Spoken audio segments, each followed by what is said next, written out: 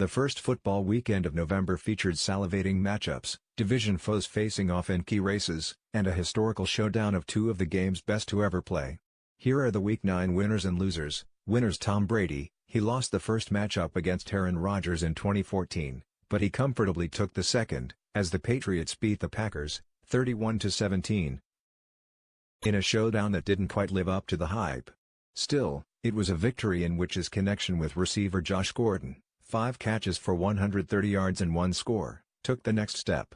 That Brady and the offense clicked despite not having tight end Rob Gronkowski, running back Sony Michel and guard Shaq Mason showed that New England is steadily improving as the year wears on.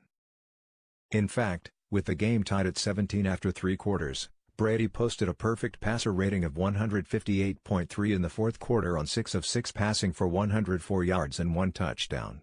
Now, the Pats are 7-2 and keeping pace with the AFC leading 8-1 Chiefs. New Orleans Saints, a masterful 5-for-5 day in the red zone sparked the Saints to a massive 45-35 victory against the previously undefeated Rams. Running back Alvin Kamara tied a career high in touchdowns, 3, before halftime. Drew Brees was surgical. New Orleans defense stepped up in its offense. Behind Brees, Kamara, receiver Michael Thomas and coach Sean Payton's innovative play calling, might be the most dangerous in the league. This game could very well be a tiebreaker that determines home field advantage throughout the playoffs. And in the Superdome, the Saints are close to unstoppable. Winners of division games: 4 of the 7 early slate games were between division opponents, and in particular, victories for the Steelers, over the Ravens, Panthers, over the Buccaneers, and the Vikings, over the Lions, were pivotal for their playoff runs. With the Bengals on bye, Pittsburgh, 5-1, snuck into first place. With the Saints TK, the Panthers, 6-2, needed to keep pace in the NFC South and wild-card chase. And Minnesota, thanks to a franchise-best 10 sacks against Matthew Stafford, now has a chance to potentially claim first place in the NFC North after its bye next week when it faces the division-leading Bears in Week 11. Los Angeles Chargers.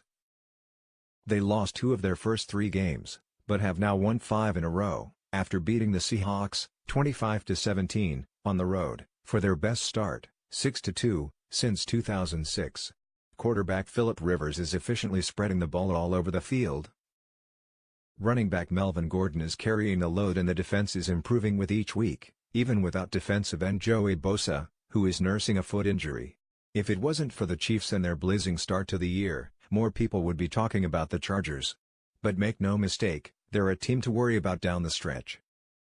Now, if they could only fix their kicking woes.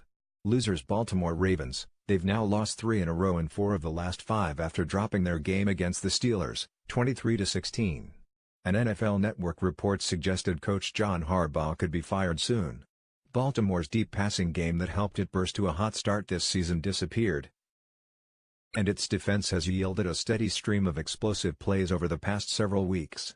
The Ravens can move on from quarterback Joe Flacco at the end of the 2019 season. Eric DeCosta will replace Ozzie Newsome as general manager at the end of this year, and if a coaching change does come down, this could be a team in a full rebuild. Dirk Koetter. He fired his offensive coordinator, benched his supposed franchise quarterback, and even went for a fake punt that failed from the Buccaneers' own 26-yard line in a 42-28 loss against the Panthers. Koetter appears to be trying anything to spark some change, but nothing is working.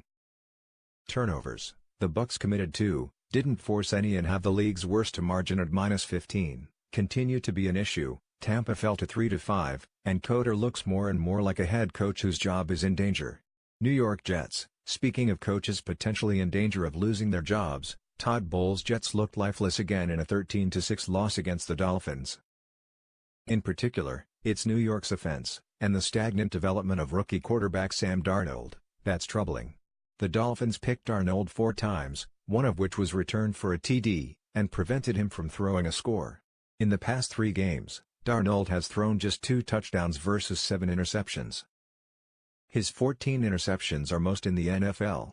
He looks uncomfortable in the pocket and his struggles are sending the Jets plummeting down the AFC East. Redskins defense. They entered Week 9 ranked 4th in the NFL in total defense, 322.4 yards a game, 2nd in rushing defense, 80.1 yards a game, and 5th in scoring defense, 19.1 points a game.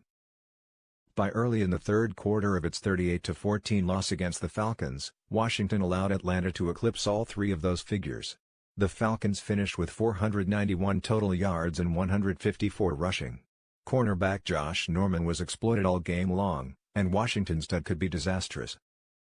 If the Cowboys win Monday night, both Dallas and the Eagles, who were on their bye, would be just one game back in the NFC East. If you love talking football, we have the perfect spot for you. Join our new Facebook group, The Ruling Off the Field, to engage in friendly debate and conversation with fellow football fans and our NFL insiders.